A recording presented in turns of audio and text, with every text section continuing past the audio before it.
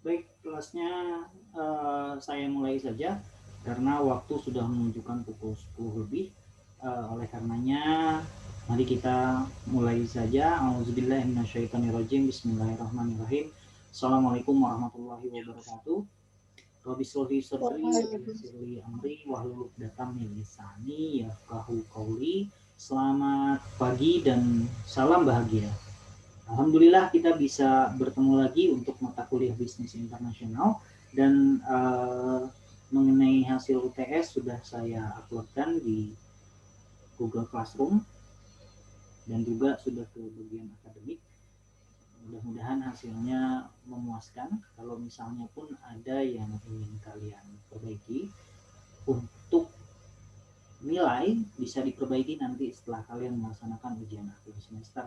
Karena di ujian akhir semester nanti kalau misalnya nilainya kalian anggap kurang baik, masih ada waktu untuk memperbaiki. Jadi di semester selanjutnya, maksud saya di pertemuan selanjutnya, untuk perkuliahannya lakukan dengan baik supaya nilai yang kalian dapatkan di akhir nanti juga baik. Mengenai materi yang sudah saya sampaikan di awal, di mana kita berbicara mengenai bisnis internasional. Tentu kita ketahui bersama bahwa bisnis internasional berbeda dengan bisnis domestik.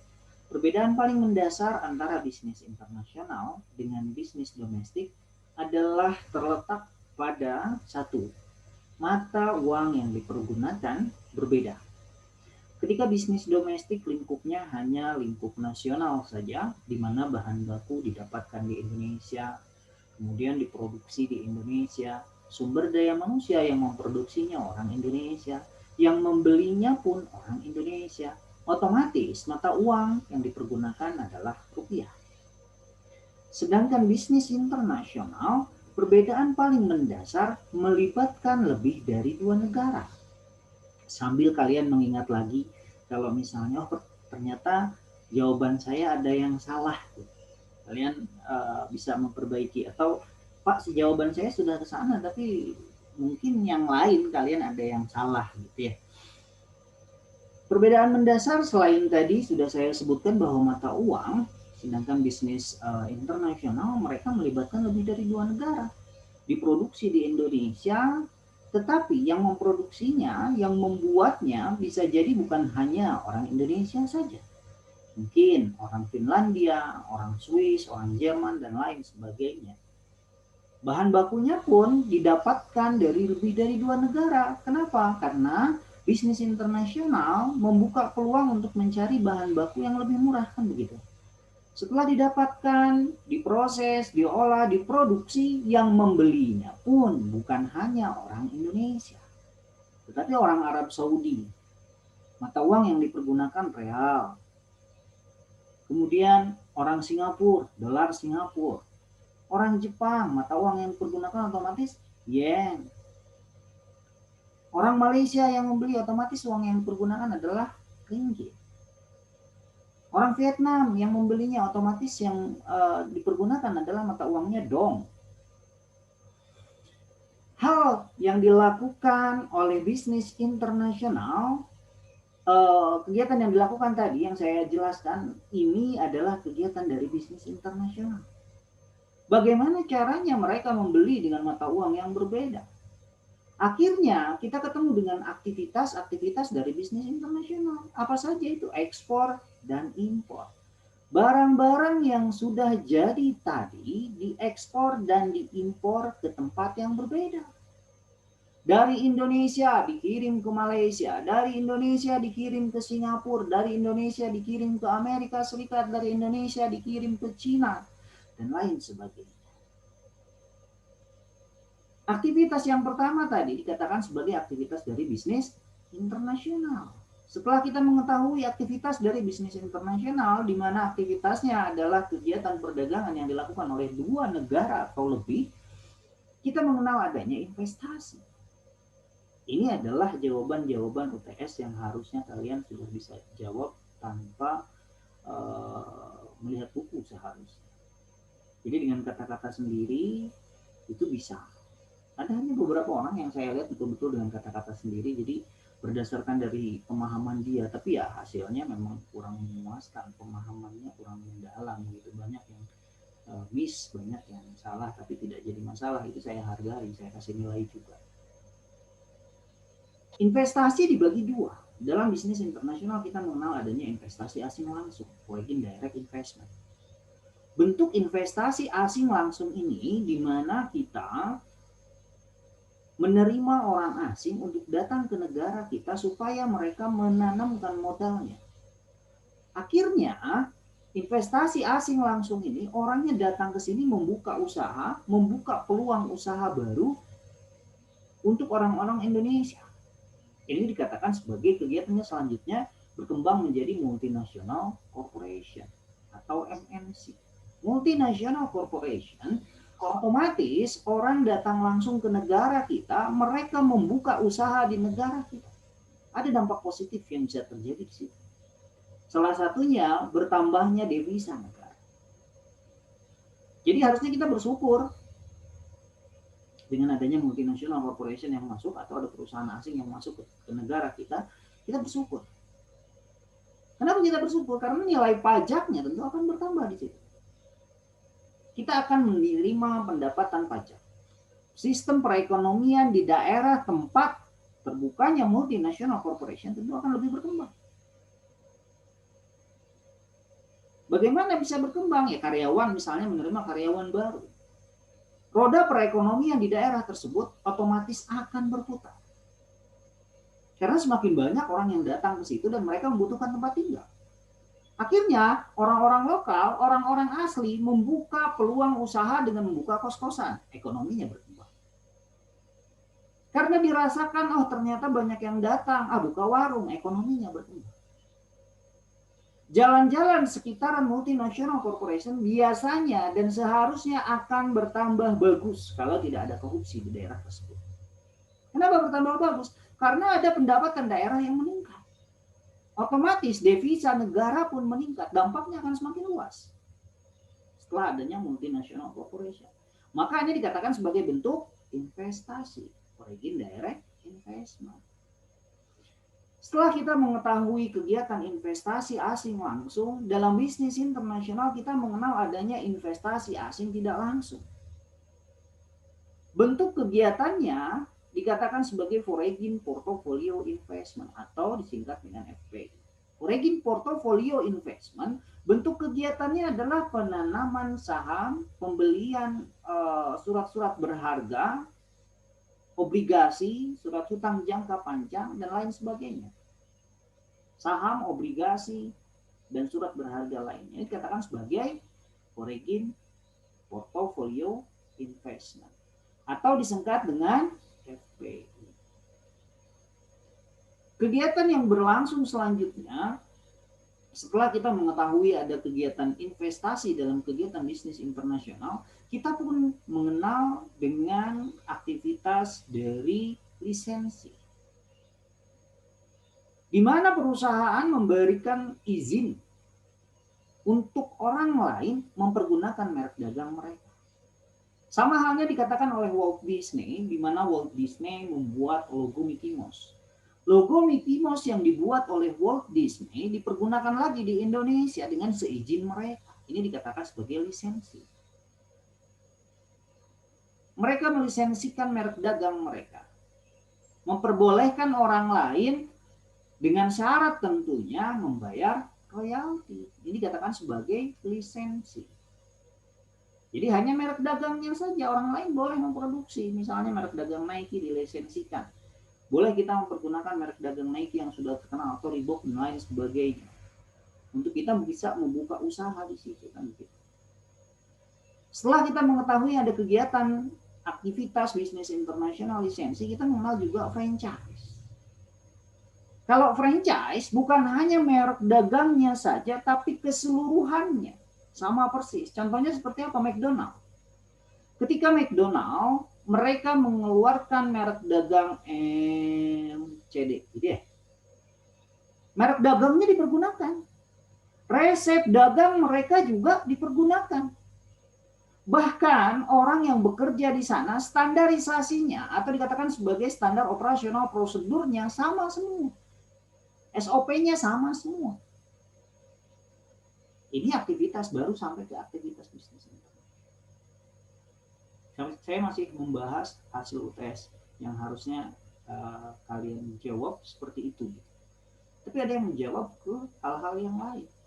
Bahkan sama dengan 10 rekan yang lainnya jawabannya sama semua, kan ngeri. Padahal kalau misalnya saya sampai dengan kalian mendengar sudah 10 menit, 15 menit saya berbicara, saya tidak sedikit pun melihat contekan. Tidak ada contekan di depan saya. Artinya ini kan mudah gitu untuk dipahami. Bahwa kegiatan bisnis internasional berbeda dengan bisnis domestik. Bisnis domestik hanya untuk lingkungan lokal saja. Bisnis internasional melibatkan lebih dari 2 negara. Kan konsepnya seperti itu. Penjabarannya itu kan tinggal, itu mudah penjabarannya kan. Dan untuk prakteknya pun bahkan mudah. Kalau misalnya kalian melihat bahwa aktivitas bisnis internasional melibatkan 2 negara yang dikatakan sebagai kegiatan ekspor dan impor, kalian bisa menjadi pelaku ekspor dan impor tersebut. Bagaimana caranya? Yang pertama kali harus kalian lakukan promosi dagang. Makanya ketika pada saat saya mengajarkan bisnis internasional, saya mengajarkan juga bagaimana caranya mempromosikan produk dagang kalian. Merek dagang kalian dengan cara apa? Yang pertama kalian harus paham dengan mengoperasikan internet. Bagaimana cara mengoperasikan internet? Kalian tinggal memfoto produk kalian, kalian posting di platform yang sudah ada di Indonesia, mungkin platformnya dari luar. Contohnya apa? Pak Amazon, eBay. Jadi produk kalian mudah dikenal oleh orang lain. Oleh orang Amerika Serikat, misalnya kalian membuat kerajinan tangan. Kalian postingkan di Amazon.com. Handcraft, kerajinan tangan. Itu banyak dicari itu. Orang-orang di sana banyak mencari mengenai handcraft itu. Dan itu mempunyai nilai lebih. Bahkan orang luar sana akan menyukai karya-karya dari pembuatnya langsung berupa handmade. Alasannya kenapa? Rumit dibuatnya. Orang sana kan malas-malas. Kalau kita kan rajin-rajin. Tangan kita kan rajin gitu ya, membuat. Coba kalian bayangkan, anyaman, tas anyaman yang biasa kita pergunakan untuk ke pasar, hanya untuk membeli sayur, oleh mereka dipergunakan untuk ke mall sebagai salah satu bentuk fashion. Ini bedanya orang Indonesia dengan orang luar negeri kan. Nah, dengan hal-hal seperti itu bisa membuka peluang usaha baru bukan hanya di Indonesia, tapi ke luar negeri sekalian. Saat ini mungkin hanya 1, 2 saja. Nanti ke depannya, kalau misalnya kalian sudah mempunyai konsumen yang tetap, kalian bisa membuat itu lusinan, kan begitu maksud saya. Makanya pelajari mengenai pemasaran. Karena pemasaran itu berkaitan dengan bagaimana menyampaikan value atau nilai. Menyampaikan nilai lebih dari produk yang kalian miliki yang tidak dimiliki oleh orang lain.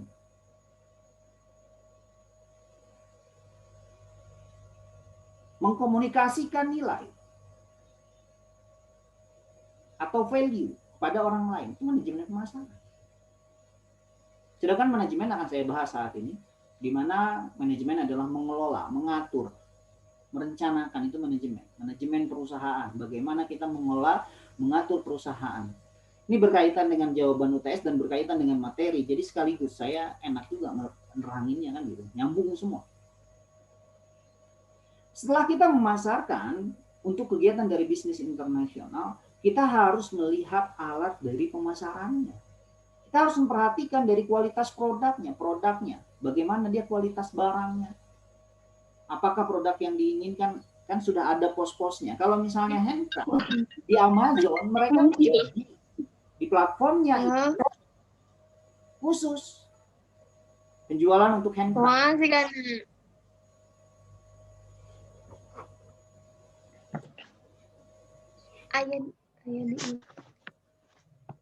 Khusus untuk handcraft.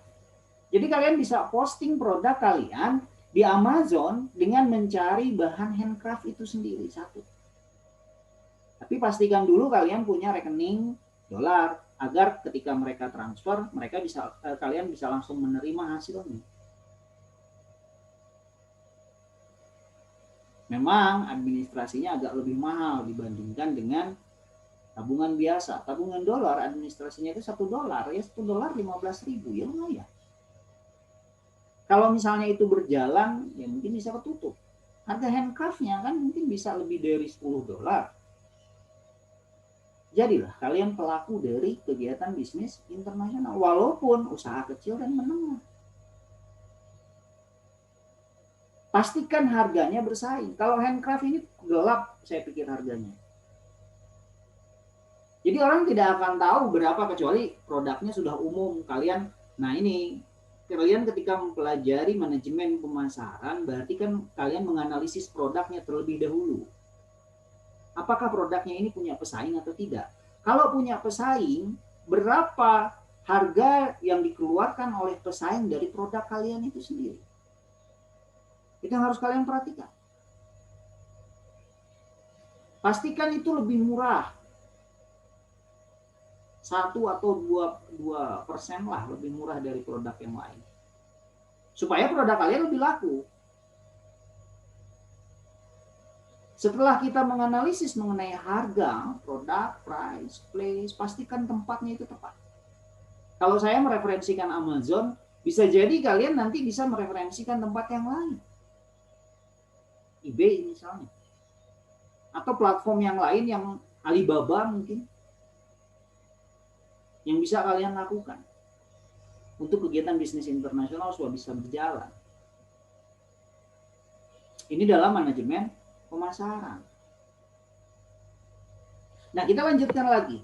Ketika kita sudah mengetahui apa yang akan kita lakukan dalam kegiatan bisnis internasional, setelah kita mengetahui mengenai teori dan bagaimana cara menghitung apa yang harusnya kita ekspor, terlebih dari itu, kita mengenal adanya teori merkantilisme, di mana zaman pada saat itu melakukan standarisasi, masih standarisasi emas. Maksudnya, ketika kerajaan-kerajaan menstandarkan kekayaan mereka dengan banyaknya emas dan perak yang dimiliki. Semakin banyak emas dan perak yang dimiliki, berarti semakin kaya negara tersebut, kan begitu. Yang kedua, menghindari perampokan. Dengan kita mempunyai emas dan perak pada zaman merkantilisme, mereka melakukan standarisasi itu agar menghindari perampok. Yaitu jawaban dari UTS. Kemudian baru muncul absolutely advantage atau keunggulan mutlak. Di mana absolutely advantage ini dikeluarkan oleh Adam Smith. Adam Smith mengatakan bahwa kegiatan perdagangan suatu negara bisa dilakukan apabila negara tersebut memiliki keunggulan mutlak yang tidak dimiliki oleh negara orang lain. Bagaimana cara menghitungnya? Dilihat berapa banyak tenaga kerja yang mereka keluarkan untuk memproduksi suatu barang. Semakin banyak barang yang dikeluarkan atau diproduksi, semakin sedikit orang yang mengerjakan, maka ini dikatakan sebagai absolutely advantage atau keunggulan mutlak. Sayangnya, masih banyak juga jawaban dari rekan-rekan kalian yang keluar dari jalur itu. Kan berbeda. Mereka menjawabnya entah kemana gitu. Bukan hasil dari produksi. Yang saya ingat sih mereka menjawabnya itu bukan berapa banyaknya hasil produksi dan berapa banyaknya tenaga kerja yang dipergunakan, melainkan hal yang lain yang mereka bahas melalui absolutely advantage ini. Nah, ini saya kasih nilai juga. Cuman saya kasih nilainya ya setengah. Karena dia bisa menjelaskan di awalnya, tapi di akhirnya salah ya, saya kasih setengah. Itu kan soalnya soal yang harus kalian jawab dari UTS kemarin. Mungkin kalau misalnya ada yang tidak puas ya boleh bertanya sama saya langsung. Setelah kita mengetahui teori absolutely advantage, kita mengetahui teorinya dari David Ricardo itu yang dikeluarkan dalam materi kemarin. Kalau betul semua saya kasih nilai sampai dengan 100 kalau ada yang betul semua. Sayangnya memang tidak semua nilainya 100. Rata-rata nilai yang kalian dapatkan adalah paling rendah ada di angka 50, paling tinggi ada di angka 95, rata-ratanya 70, 60, 70. Berarti kelas kalian ya, pagi A itu rata-rata nilainya didapatkan antara 70, 75. 70, 75, 80. Paling tinggi 90. Yaitu rata-rata yang bagus saya pikir ada di B+. Di B+ itu berarti lulus. Tidak ada yang nilainya E. Tapi dipastikan saja untuk selanjutnya kalian tinggal mengikuti kelas dengan rajin, mengumpulkan tugas, dan terakhir kalian melaksanakan ujian akhir semester. Saya jamin kalian lulus. Tidak ada yang mengulang. Kecuali kalau misalnya ada yang kalian singkirkan. Saya tidak ikut UAS, Pak. Tugas tidak masuk, Pak. Sudah selesai itu. Gitu. Oke ya. Selesai mengenai UTS dan saya akan membahas sedikit mengenai materi yang akan kita bahas hari ini, di mana kita membahas mengenai bahwa manajemen perusahaan dalam kegiatan bisnis internasional. Sebetulnya sama saja ketika kita berbicara mengenai manajemen, berarti kita berbicara mengenai bagaimana caranya kita mengelola, bagaimana caranya kita mengatur, bagaimana caranya kita melaksanakan. Manajemen sendiri berarti kita mengelola, mengatur, melaksanakan apa yang dikelola, apa yang diatur, apa yang dilaksanakan. Dalam manajemen kita mengenal adanya 6M. M yang pertama, man. Berarti kita mengelola dan mengatur manusia. Dalam bisnis internasional sama-sama yang diatur itu juga man, sumber daya manusianya. M yang kedua, material. Bahan. Ini yang kita kelola, ini yang kita atur. Yang ketiga, kita membuat metode atau cara bagaimana caranya mengatur M yang ketiga ini. Yang keempat, money. Kita mengatur keuangan untuk perusahaan kita. Yang kelima, market. Bagaimana kita mengelola pasar supaya mereka mengenal dan mengetahui mengenai produk kita. Dan memberikan produk yang terbaik untuk calon konsumen kita agar konsumen tersebut menjadi konsumen yang loyal. Yang terakhir, mesin. Man, material, method, mesin, money, dan market. Mesin, kita kelola bagaimana caranya memproduksi supaya efisien dan efektif. Ini yang kita kelola semua dalam perusahaan. Hanya 6M itu. Siapa yang mengelola? Ya tentu saja tingkat manajerial. Dalam setiap perusahaan, kita mengenal ada tingkatan perusahaan, ada tingkatan manajerial, yakni 4 tingkatan dalam manajerial. Top level, middle level, low level, dan staff. Tingkat manajerial paling tinggi, mereka mengatur rencana strategis. Mengatur perencanaan strategis untuk jangka panjang. Dan yang middle, mereka mengerjakan apa yang diperintahkan oleh tingkatan manajerial top level. Sedangkan low level melaksanakan yang diperintahkan oleh middle level.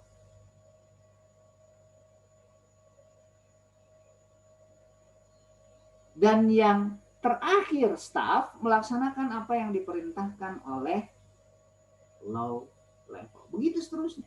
Setelah dibuatkan SOP. Hanya seperti itu saja yang harus dikelola oleh suatu perusahaan.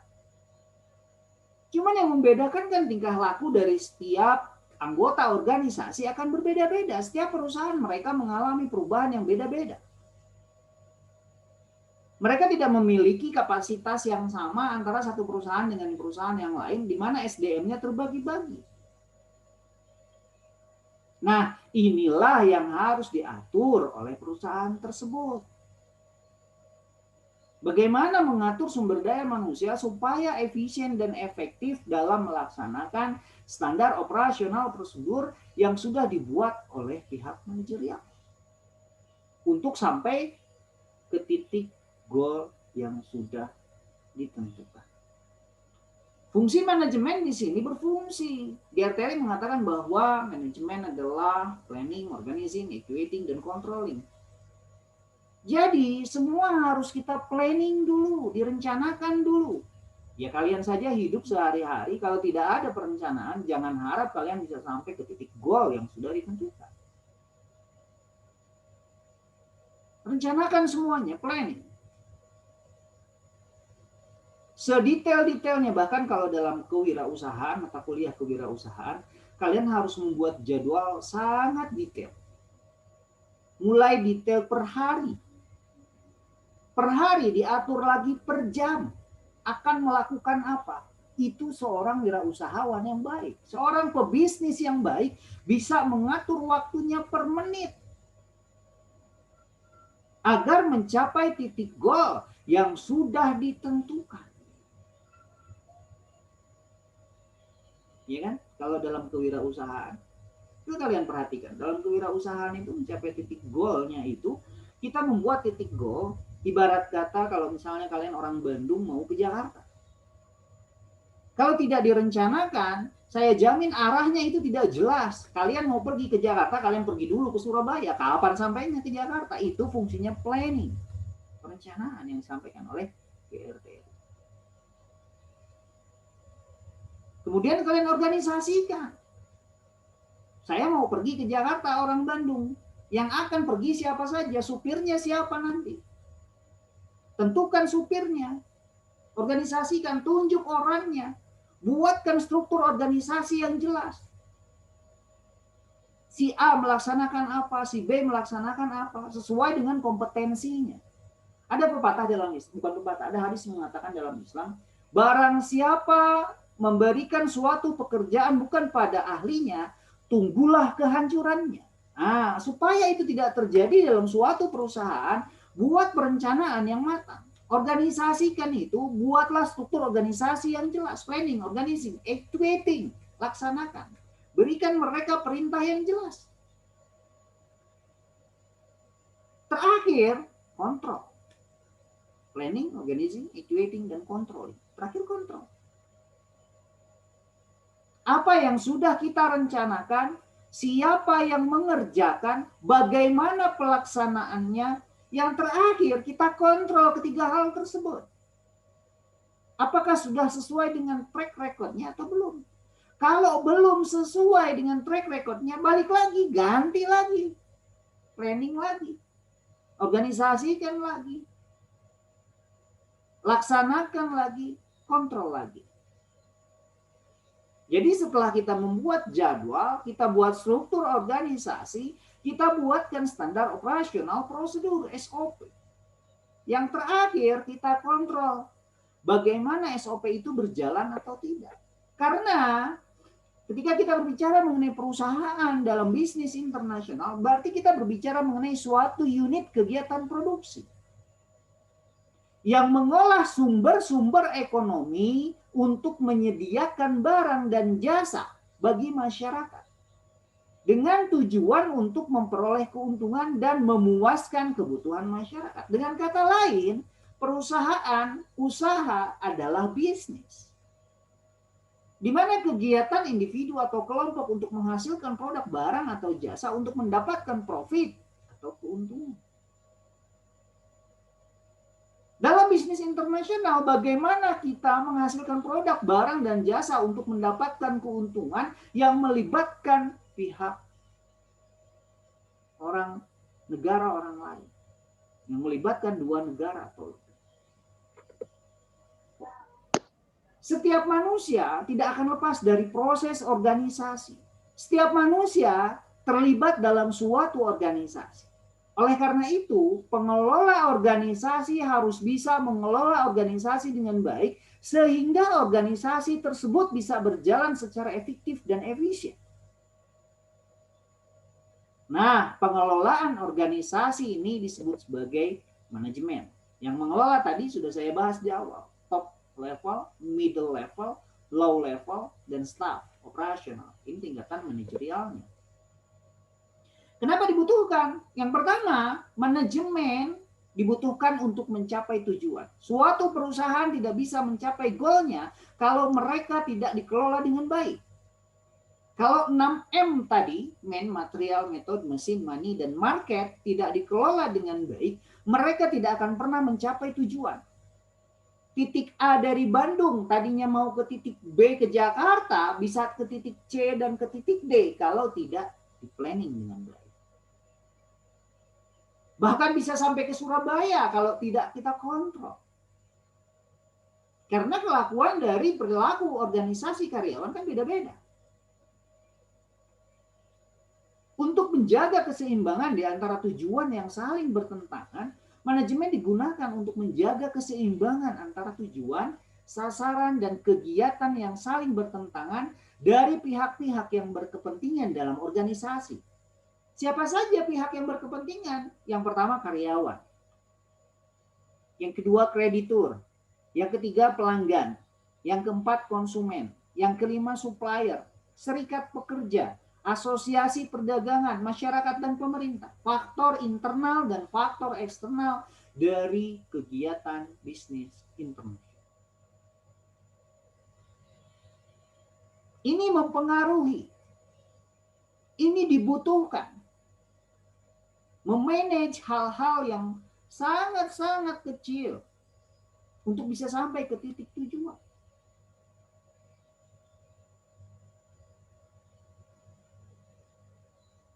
Pihak imigrasi tentu terlibat kalau dalam di luar negeri. Kedutaan tentu terlibat, maksudnya ke pemerintah. Masyarakat sekitar tentu terlibat. Ya tentu, itu konsumen. Untuk mencapai efektivitas dan efisiensi, di mana efektif adalah melakukan pekerjaan yang benar, efisien adalah melakukan pekerjaan dengan benar. Tentu saja pihak manajerial mereka membuatkan SOP dengan sangat jelas. Jangka panjang, jangka menengah, jangka pendek. Ini fungsinya manajerial dalam suatu organisasi untuk mencapai titik tujuan. Apa titik tujuan perusahaan? Tujuan perusahaan dapat digolongkan sebagai berikut. Yang pertama, tujuan pelayanan primer. Pembuatan barang jasa yang dijual untuk memenuhi kebutuhan konsumen. Tujuan organisatoris, nilai yang harus disumbangkan oleh masing-masing atau kelompok individu yang berada pada bagian yang bersangkutan. Tujuan operasional, nilai yang disumbangkan oleh masing-masing tahap dalam suatu unit prosedur kerja secara keseluruhan. Sedangkan tujuan pelayanan kolateral adalah tujuan nilai yang ingin dicapai oleh individu atau kelompok individu dalam perusahaan. Tujuan kolateral sosial ialah nilai ekonomi yang lebih luas, yang lebih umum, yang diperlukan bagi kesejahteraan masyarakat dan dapat secara langsung dihasilkan dari kegiatan perusahaan. Tujuan kolateral ini sosial bersifat lebih luas untuk kepentingan masyarakat. Misalnya, membayar pajak, dan lain sebagainya. Ini melibatkan pemerintahan. Sedangkan yang tujuan yang ketiga dalam perusahaan, ini pun sama dalam kegiatan bisnis internasional, mereka memiliki tujuan pelayanan sekunder. Apa pelayanan sekunder? Pelayanan sekunder merupakan nilai yang diperlukan oleh perusahaan untuk mencapai tujuan primer, tujuan yang di awal tadi. Secara umum, tujuan perusahaan dapat berupa mencapai keuntungan maksimal. Kita kembali lagi ke definisinya. Di awal, kita menceritakan bahwa kegiatan bisnis adalah menghasilkan produk barang atau jasa yang dilakukan oleh individu atau kelompok untuk menghasilkan profit atau untuk tujuan profit atau keuntungan. Mencapai keuntungan maksimal. Mempertahankan kelangsungan hidup. Mengejar pertumbuhan usaha, menampung tenaga kerja. Ini tujuan pelayanan sekunder dalam perusahaan. Secara garis besar, perusahaan dapat digolongkan menjadi yang pertama service firm atau perusahaan jasa. Yaitu perusahaan yang kegiatannya menjual jasa. Contohnya kantor akuntan, kantor pengacara, salon, massage, dan lain-lain. Perusahaan dagang atau merchandising firm yaitu perusahaan yang kegiatannya membeli barang jadi dan menjualnya kembali tanpa melakukan pengolahan terhadap barang tersebut. Misalnya dealer, toko serba, toko kelontong, dan lain-lain. Perusahaan manufaktur, pabrik, atau industri, manufacturing firm, perusahaan yang kegiatannya mengolah bahan baku menjadi barang jadi, kemudian menjual barang tersebut. Contohnya pabrik sepatu, pabrik roti, dan lain-lain. Jadi secara garis besar dalam kegiatan bisnis internasional pun kita mengenal golongan perusahaan jasa atau service firm. Sama. Atau merchandising firm, perusahaan dagang, manufacturing firm. Sama. Cuman bagaimana kita melakukan kegiatan bisnis internasional supaya kegiatan bisnis kita bisa dikenal oleh orang lain, yang harus dilakukan pertama kali adalah promosi dagangnya. Itu yang saya sarankan pada kalian. Walaupun kalian misalnya, Pak, saya perusahaannya servis Pak, servis firm, atau perusahaan jasa. Jasanya jasa apa? Jasa akuntan. Ya sudah, kalian perkenalkan jasa akuntan kalian pada orang itu. Pada negara orang lain. Bagaimana caranya? Buatkan iklan, buatkan CV. Bagaimana caranya kalian memperkenalkan apa kemampuan yang dimiliki oleh seorang akuntan. Saya pikir sampai di sini dulu. Saya akan masuk ke pengorganisasian perusahaan dan masuk ke sesi yang kedua. Masih di link yang sama.